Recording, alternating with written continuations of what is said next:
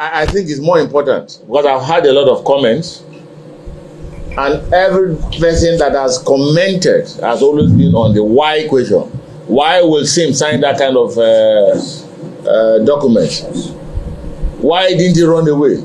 Why did he not reject it? Why would the president present that kind of in a meeting? Why did Odele not reject it? Why? And I think that is not the best at this time. What is most appropriate is what happened. And that's what I want to address. What happened? Actually, the understanding, and I'm saying it from the primary point of view that I'm a participant in that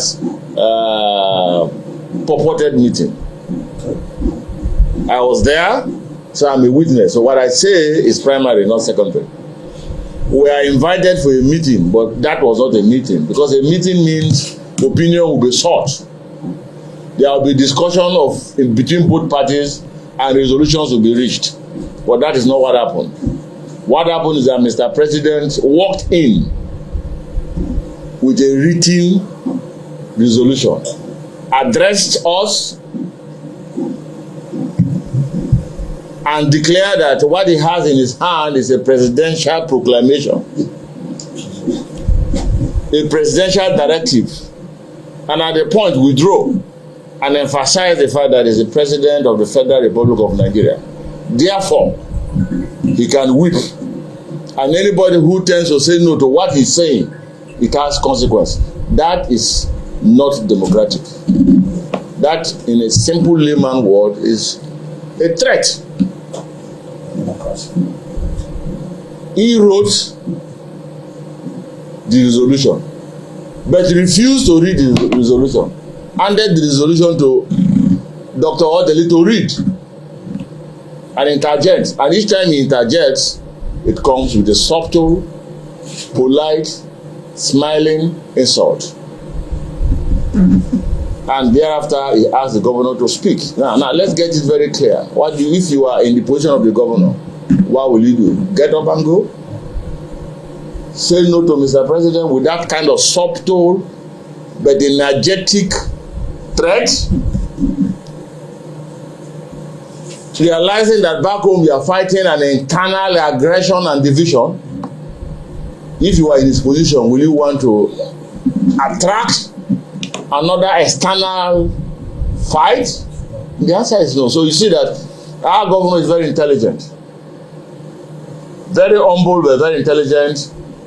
Not just intelligent, but committed to the value of governance. At that point, I do not expect Mr. President, and I'm not judgmental about it. It's not expected that the president talk about himself. If you think about the people, and that is the operational word of democracy. What does the people want? And these are the first three words in the Constitution of the United States of America, where we have copied our democracy. We the people is more important than I, the president. We the people is more important than I, the governor. And he gave that order and asked them to sign. And the governor simply made his statement. His statement himself is full of wisdom. That of the president is also full of wisdom because he was operating within the space provided for him by his advisors. And those are the things that killed Abacha. When a leader does not reach out but allow his advisors to detect on what he do and what he doesn't, what he say and what he hasn't said, then you are imprisoned. And that is a worst situation, to allow yourself to be self-imprisoned. So I believe that the president I know, in his own wisest of thought and action, will not come up with that kind of a document. But that being the case, but one of us asked him a simple question. And to be specific, Advocate Amasimaka Hassan, Same should do this, governor should do this, governor should do that. You have not said, watch those 25 or 27 assembly members that defected from PDP to APC without consulting their constituency and constituent what they should do. And of course, you can see the situation. The president's reaction was very clear and simple, but very, very dangerous. It was a concrete intimidation to say he's a leader. In fact, he withdrew on his seat and said, I'm the leader of the APC in Nigeria. And you are telling them when newborn babies when babies are born into my family, I should ask them to go. No, they can't go. We are welcome them. It is like a case of Moses crossing the Red Sea, and you are now asking me to tell Moses to go back to Egypt. No. In fact, I am thinking that the governor should have by now joined APC. Then there will be no impeachment. So you can see the situation where Sim finds himself. And I think Rivers people should understand that. So the issue of democracy is we the people. It is the people that will react, not the governor, because the governor has already promised loyalty to the president. That is expected.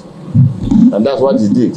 So we should know what happened. And I speak what happened. And I want anybody who was there to contradict what I have said.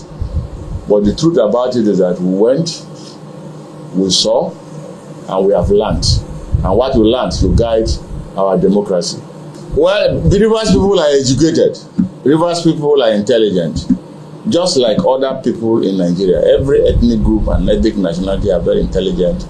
And so there are national and rational things to do. And I believe that they are going to do that. I'll tell you this, it's very simple. Why were we there? Why is Tinubu there? It's because of democratic setup. He has a beautiful house to live. I haven't been there, I haven't been to his house, but I was told that he has a very beautiful house, perhaps even better than the villa. But that villa is the foundation of democracy. And I do know that the president is on oath to uphold and protect the Constitution of the Federal Republic of Nigeria. And therefore, Nigerians are watching him, Rivers people are watching him, whether it's upholding by his pronouncement or he's allowing it fall and break by his pronouncement. I'm not in a position to say that. But I believe that there should be peace in Rivers State, and that's why the governor is saying. But Rivers who knows what is best for them. The moment you allow, a third party to come into your matter, and you are unable to establish the intention and interest of the third party who has come to arbitrate, you are failing.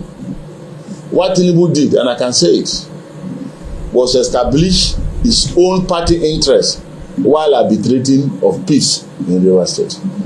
And that's exactly what has happened. I'll say this very clearly. In the eyes of the law, of course I'm not a lawyer, but in the eyes of the law, I have consulted lawyers and I'm educated enough to read the letters of the law. In most cases, they said the symbol of law is blind and double-edged, so it can be misinterpreted. Rivers State is still, PDP is still majority in Rivers State House of Assembly. We are not minority. Why do you say so? Because we have only 5 or 4 members, including the speaker, and they are all members of PDP. In the eyes of the law. The law is never made retroactively. No. Laws are made proactively. So it's there. It is there. I mean, that's why I said the president swore to an oath to uphold, not to destroy the constitution. And there are certain things you do that you belittle your personality, and above all, also belittle the office you uphold, and above all, you also belittle the constitution. When once the president belittle the constitution of the Federal Republic of Nigeria, then external personalities, persons outside the country, will belittle the constitution of the Federal Republic of Nigeria. And I know him. I'm not close to him, but I'm one of those who read a lot about him. Thank you. I know that he will not belittle the constitution of knowingly. By now, I'm sure, by now, convincingly I'm saying it, by now the president realized that he has been deceived. Not mistake, he has been deceived. I believe so.